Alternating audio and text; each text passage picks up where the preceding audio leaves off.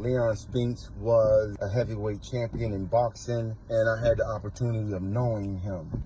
I actually met him after he defeated Muhammad Ali. He's one of the few boxers who ever beat Muhammad Ali, even though Ali beat him in the rematch. He was the underdog in the fight. Don King has a boxing camp down in Orwell, Ohio, and we lived in Warren, Ohio, which was only about 45 minutes away. And I like boxing. I used to watch it all the time as a kid. I was a major boxing fan.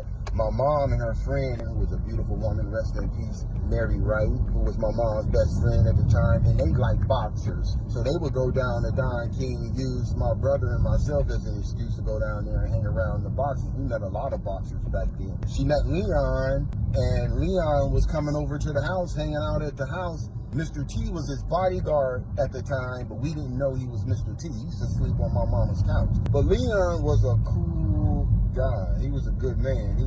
He was so tall that he had to lean down in order to walk into our kitchen. I remember Leon Spinks would get the bologna, a pack of bologna, ball it up in his hand, take 2 bites, and it was gone. And that was amazing to me.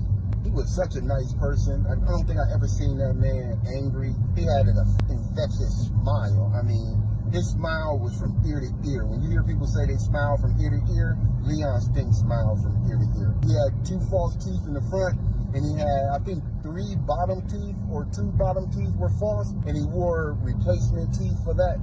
But he used to lose them all the time. And I used to find him around the house sometimes, and I'll pick him up and take him to him. And he was just a cool person, man. And he actually showed me some boxing moves as a kid.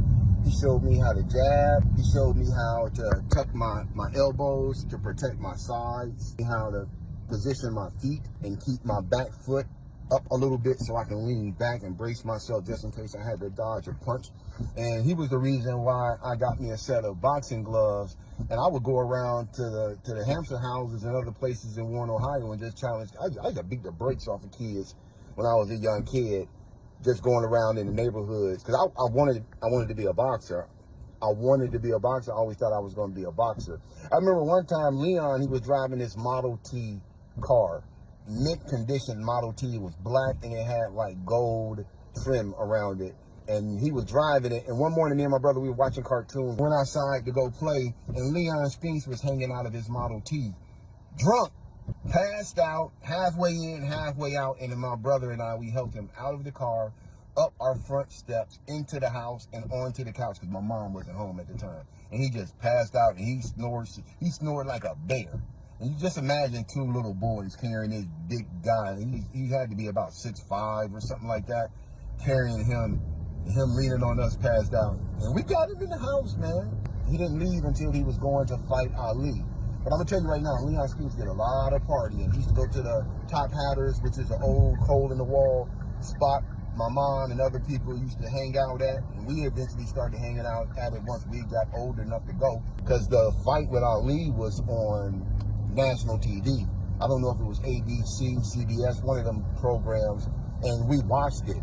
And I was telling all my friends at school that Leon was going to win, and when he lost, I cried. I hated Muhammad Ali back then, because I knew Leon and I didn't know Muhammad Ali.